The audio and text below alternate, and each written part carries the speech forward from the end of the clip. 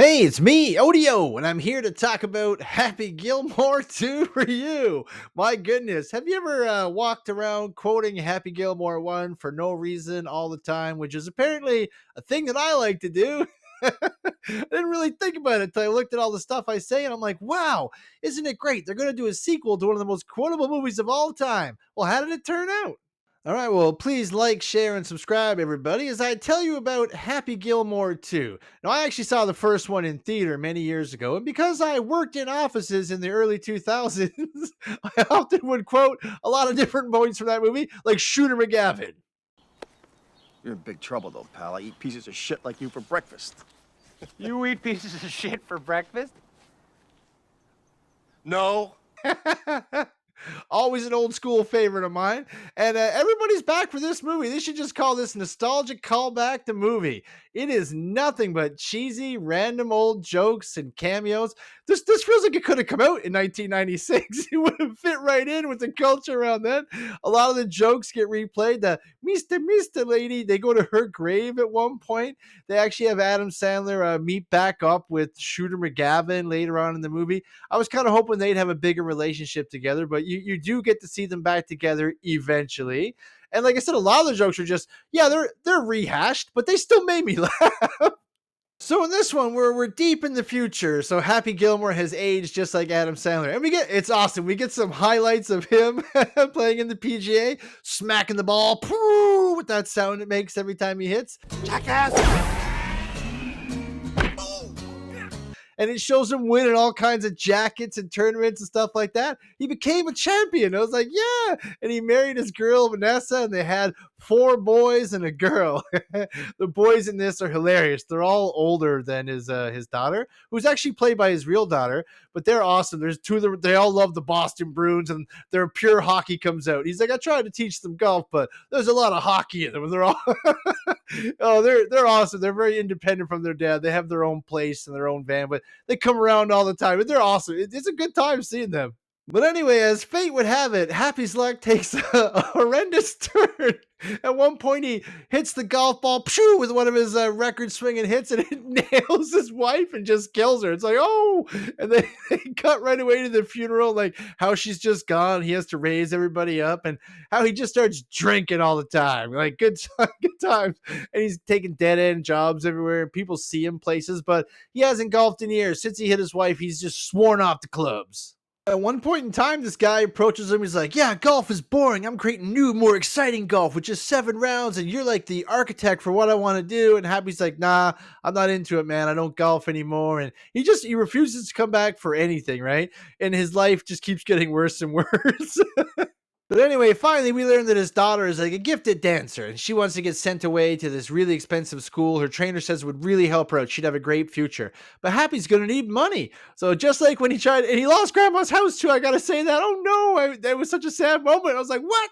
The whole movie was about getting Grandma's house in the 90s. Now it's gone? Darn. But anyway, in this one, he needs to get money for his daughter to send her off to school. So we have another noble reason, and he says he's going to try to come back. It is hilarious. He's out on the golf course with just a bunch of random people. One of them is Eric Andre. Like, this is Cameo the movie. I think Adam Sandler got all of his friends to come take a part in the movie. You even get Kevin Nealon to come back at one point. He's like, he's the guy for the first one. Psycho. Send the ball home. Send him home, Happy. So why don't you send him home? His bags are packed. He's got his airplane tickets. Bring him to the airport. So anyway, after playing with a bunch of random nobodies, he does come back to the tour. It's great. The first person he gets paired up with is his caddy from the first one.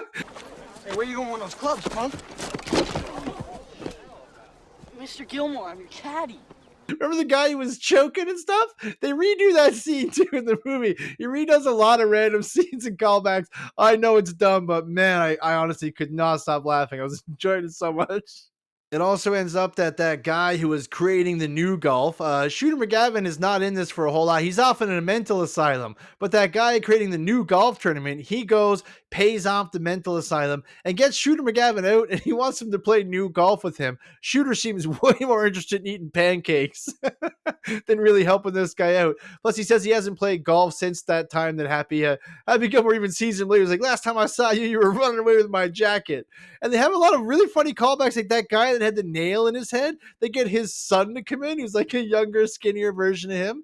Carl Weathers is gone, but they get his son in later on as a it was as a trainer to come in and help Happy. It was great. It's just pure callbacks and just randomness.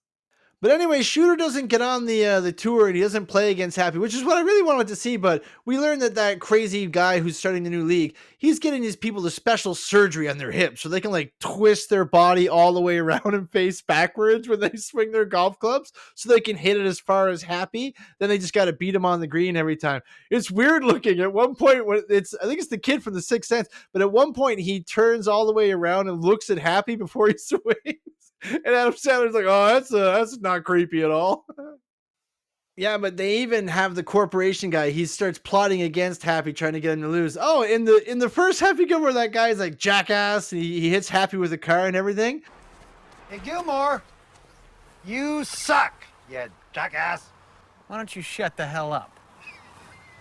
He's not around in this one, but they get his son to come in. It's so funny. It's Eminem. Eminem the rapper. He comes in, he's like jackass. And I was like, what the hell is that Eminem?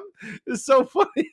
But of course, Adam Sandler's got a bunch of sons in this one, so they take care of business. But what a hilarious cameo. It was random to see him.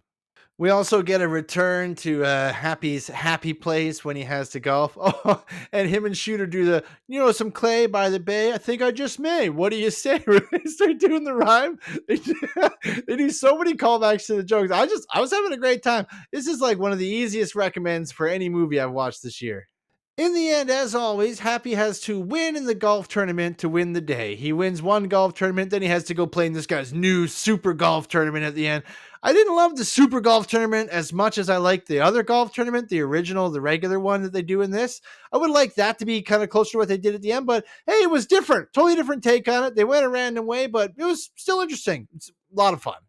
Happy Gilmore 2 is filled with nostalgia and callbacks and cameos and reminding you of old jokes from the 90s that you used to love. And if you still love those jokes, you're going to really love this movie. I love those jokes, and I had a great time watching Happy Gilmore 2. I'm going to give this movie an 8 out of 10 on the odometer. Great, absolutely hilarious jokes, callbacks to stuff, and references for things I've loved for years. Just all around fantastic. It's just a good time. Check it out on Netflix. You won't regret it. But thanks so much for watching this far, guys. Really appreciate that. Please like, share, and subscribe to the video. And remember, everybody, stay out of trouble.